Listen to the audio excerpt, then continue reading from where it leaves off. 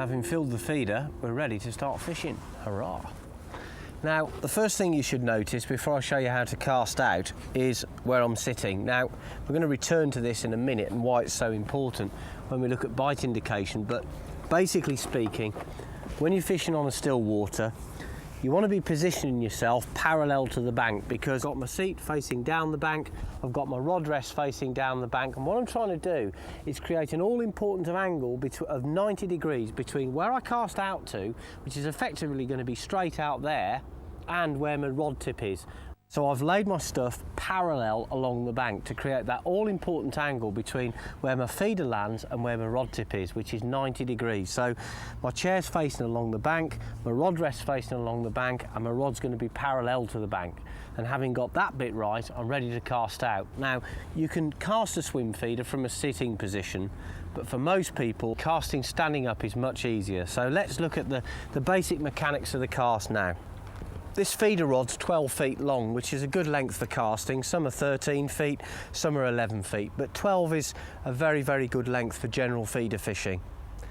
Start off by facing the direction that you want to cast to. Now, accuracy is everything in feeder fishing, and once you've picked a spot that you're going to start fishing, you need to stick to that spot. So getting some kind of directional marker is very, very important. In this case, I'm very lucky because there's a moored boat in the swim in front of me, and it's a wonderful mark to cast to.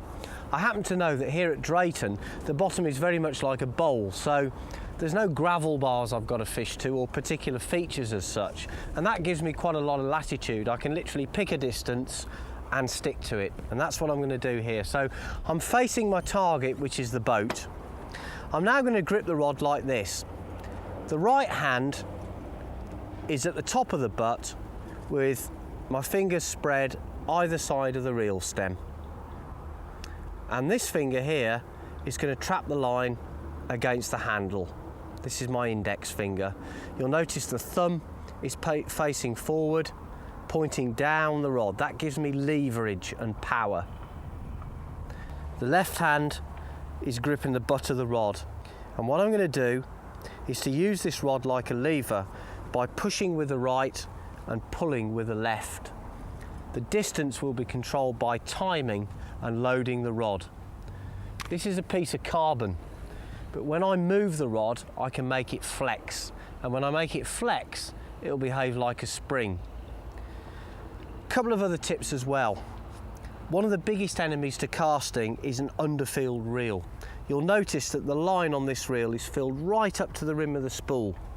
That will mean that the line will come off that spool without encountering any friction. If this reel is underfilled, you'll find it difficult to cast because the line has to travel over this lip in order for it to actually leave the reel spool. So an underfilled spool is the enemy of good casting. It's very important. What you must do is let the rod do the work. All good casting is effortless. The harder you have to try, the poorer your casting stroke is. And that's the case with any form of fishing, particularly with feeder fishing.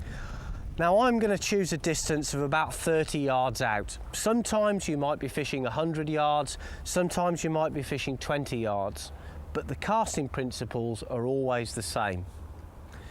Let's just make a cast and you can see it in real time. I'm facing the target, I bring the rod behind me overhead, the rod flexes back, and I fire the feeder.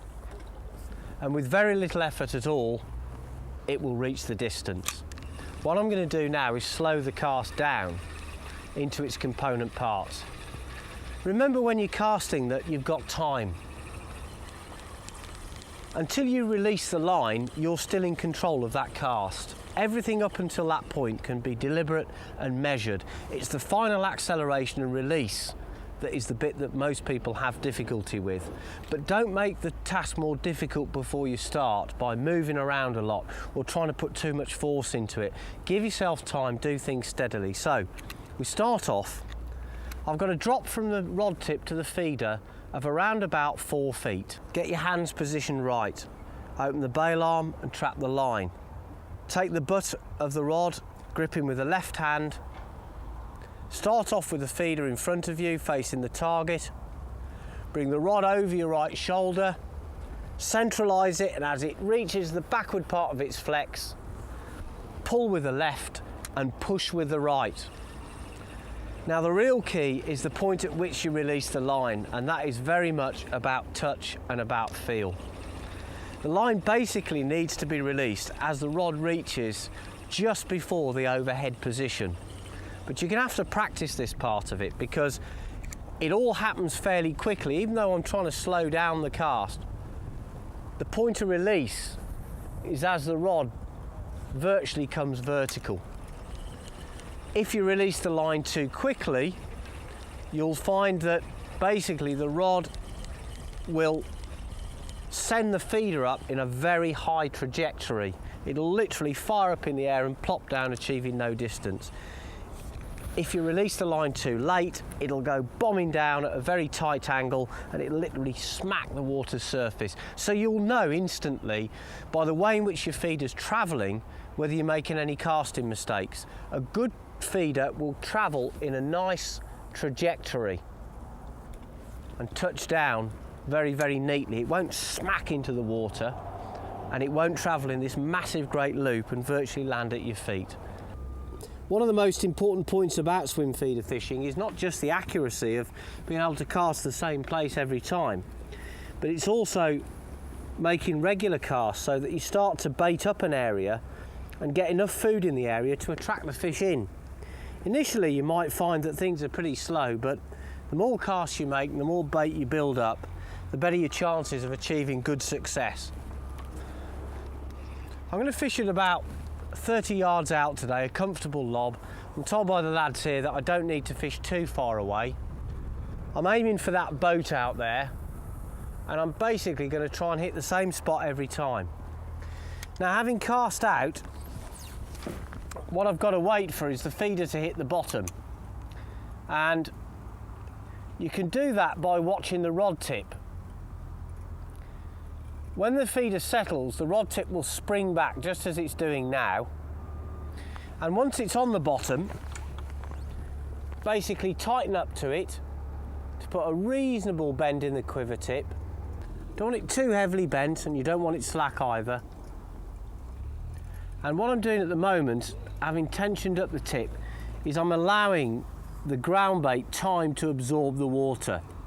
And as it does so, and the water attacks the feeder, the ground bait will start to explode out of the edges of the feeder, and that means after a delay of about 30 seconds, I can literally make a few turns of the reel handle, and by doing that, drag the feeder by a couple of feet and deposit that hook bait right into the pile of loose feed left behind as the feeder empties. So I've twitched the feeder back by about that much and I've literally dragged my hook bait into it. Just tension up the tip so you've got a gentle curve, not too heavily bent, not too slack. And then we're going to sit and watch that tip. Now, initially, during the first period of fishing, perhaps for the first half dozen casts, I like to cast every couple of minutes just to get some bait down there on the deck. Then I'll probably switch to casting for 5-minute intervals. After that, I might increase the intervals to 15 minutes. The point is, I'll still be casting regularly for the first hour quite frequently, and then after that, yes, the casting rhythm will start to slow down, unless of course I'll start to get bites. If I start to get bites, then obviously I'll be casting more frequently in an attempt to top up the bait in the swim, and that's the way it works.